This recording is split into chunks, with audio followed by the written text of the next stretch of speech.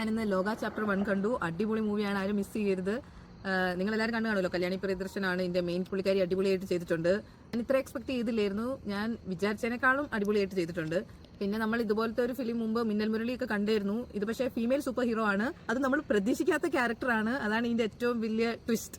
ഇതിൽ കുറെ ക്യാമിയോസ് വരുന്നുണ്ട്. അപ്പോൾ എനിക്ക് തോന്നുന്നു അവരുടെയൊക്കെ ഓരോ മൂവീസായിട്ട് ഇനി വരുമായിരിക്കും. ദുൽഖർ സൽമാനാണ് പ്രൊഡ്യൂസ് ചെയ്തേക്കുന്നത്. നിമിഷ് രവിയാണ് സിനിമാറ്റോഗ്രാഫർ. പുള്ളി അടിപൊളിയായിട്ട് സീൻസ് ഒക്കെ എടുത്തിട്ടുണ്ട്. നമ്മൾ കുറിപ്പിൽ ഓൾറെഡി കണ്ടു, പുള്ളി അത്രയും നൈസായിട്ടാണ് ഓരോ ഫ്രെയിംസ് കൊണ്ടുവന്നേക്കുന്നത്.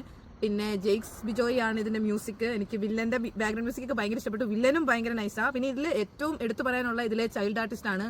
കല്യാണിന്റെ ചൈൽഡ്ഹുഡ് ചെയ്ത കുട്ടി ഭയങ്കര നൈസായിട്ട് ചെയ്തിട്ടുണ്ട്. ഫൈറ്റ് സീൻ വരെ നമ്മൾ സാധാരണ പെമ്പിള്ളേർ കുച്ചു കുച്ചു എന്നുള്ള റോളുകളൊക്കെ അല്ലേ ചെയ്ത് കണ്ടിട്ടുള്ളൂ. ഇത് പക്ഷേ ഭയങ്കര നൈസായിട്ട് ചെയ്തിട്ടുണ്ട്. നസ്ലനും ഭയങ്കര നാച്ചുറൽ ആക്ടിംഗ് ആണ്.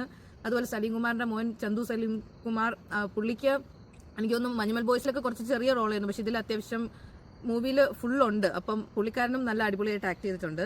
ചമൻ ചാക്കോ ആണ് മൂവിയുടെ എഡിറ്റർ. പുള്ളി നല്ല സ്മൂത്ത് ആയിട്ട് സീൻസിന്റെ ഒക്കെ കൊണ്ടുപോകുന്നുണ്ട്. അതുപോലെ സാന്തി ബാലചന്ദ്രനാണ് സ്ക്രീൻ റൈറ്റർ. അങ്ങനത്തെ എന്ന് വെച്ചാൽ നമുക്ക് ഒഴിവാക്കാമായിരുന്നു എന്ന് തോന്നിയ പോലത്തെ ഡയലോഗ്സ് ഒന്നും ഇല്ല. ഡൊമിനിക്കാരനാണ് ഡയറക്ടർ. നമ്മൾ എത്ര നല്ല ആക്ടർ ആണെങ്കിലും ഡയറക്ടറിനെ ബേസ് ചെയ്തിരിക്കും അവരുടെ ആക്ടിങ്. ഈ ഡയറക്ടർ എല്ലാവരുടെയും മാക്സിമം എത്തിച്ചിട്ടുണ്ട്. അതുപോലെ ഇപ്പം എത്ര സീരിയസ് സിറ്റുവേഷൻ ആണെങ്കിലും അതിൽ കോമഡി വരുമ്പം അതത്ര നൈസായിട്ട് എല്ലായിടത്തും വർക്ക് ആവണമെന്നില്ല, പക്ഷേ ഈ മൂവിയിൽ നല്ലോണം അത് വർക്കായിട്ടുണ്ട്. അപ്പോൾ എല്ലാവരും പോയി കാണണം, മിസ്സാക്കരുത്. ഒന്നും എവിടെ സെർച്ച് ചെയ്ത് നോക്കരുത്. എവിടെന്നെങ്കിലുമൊക്കെ കുറേ സ്പോയിലേഴ്സ് കിട്ടും. ഞാനൊന്നും കാണാഞ്ഞത് കൊണ്ട് എനിക്ക് ഫ്രഷ് ആയിട്ട് കാണാൻ പറ്റി. അപ്പം നിങ്ങൾക്ക് എല്ലാവർക്കും അങ്ങനെ കാണാൻ പറ്റട്ടെ എന്ന് വിചാരിക്കുന്നു. ഏറ്റവും അടിപൊളി തിയേറ്ററും പോയി കാണണം. എന്നാൽ തിയേറ്റർ എക്സ്പീരിയൻസ് ഭയങ്കരമാണ്. അപ്പം അത്രയും നല്ല തിയേറ്ററിൽ പോയാലേ അത്രയും നല്ല തിയേറ്റർ എക്സ്പീരിയൻസ് കിട്ടുള്ളൂ. ഇവിടെ ഞാൻ കാനഡയിലായതുകൊണ്ട് എനിക്ക് അത്രയും നല്ലത് കിട്ടിയില്ല, പക്ഷേ അടിപൊളിയായിരുന്നു എന്നിട്ട് വരെ.